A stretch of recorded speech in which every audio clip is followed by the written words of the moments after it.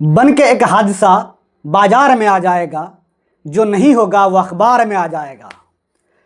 चोर उचक्कों की करो कद्र कि मालूम नहीं कौन कब कौन सी सरकार में आ जाएगा। ये शेर राहत इंदौरी साहब आज के दौर के नेता सम्राट चौधरी के लिए पढ़े होंगे। जय हिंद दोस्तों। सम्राट चौधरी बिहार के पूर्व डिप्टी सीएम रहे, जो आज बीजेपी में हैं। वो कभी आरजेडी में हुआ करते थे तो फिर कभी जेडीयू में। दल बदलना तो इनको विरासत में मिली है। इनके पिता शकुनी चौधरी कभी आरजेडी में हुआ करते थे तो कभी जेडीयू में तो फिर कभी एचएएमएस में हुआ करते थे। इनके पिता शकुनी चौधरी बिहार के विधायक रहे और सरकार में मंत्री रहे। साहब के माता भी विधायक रही। शिक्षा में 7वीं फेल होने के बाद भी साहब बीजेपी के कोटे से डिप्टी सीएम रहे।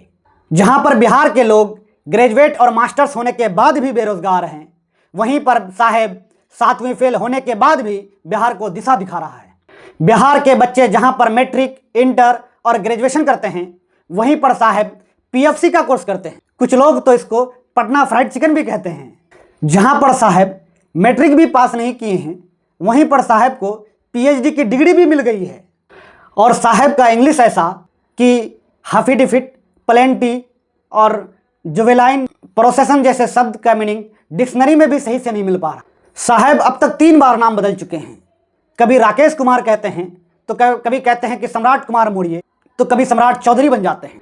साहब अब तक अपना उम्र 4 बार बदल चुके हैं। जहां पर बिहार के लोग जीवन में 1 बार जन्म लेते हैं, वहीं पर साहब अब तक 4 बार जन्म ले चुके हैं। जरूरत के हिसाब से साहब अपना जन्म तिथि बदल देते हैं।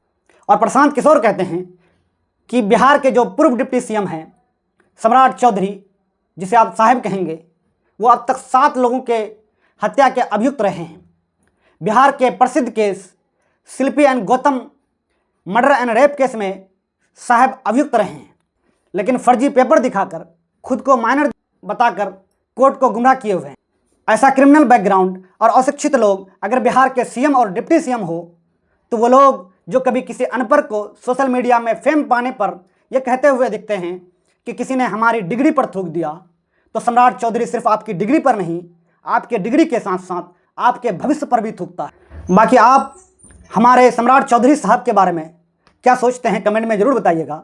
मेरे वीडियो को शेयर कर दीजिएगा और चैनल को फॉलो एंड सब्सक्राइब जरूर करिएगा।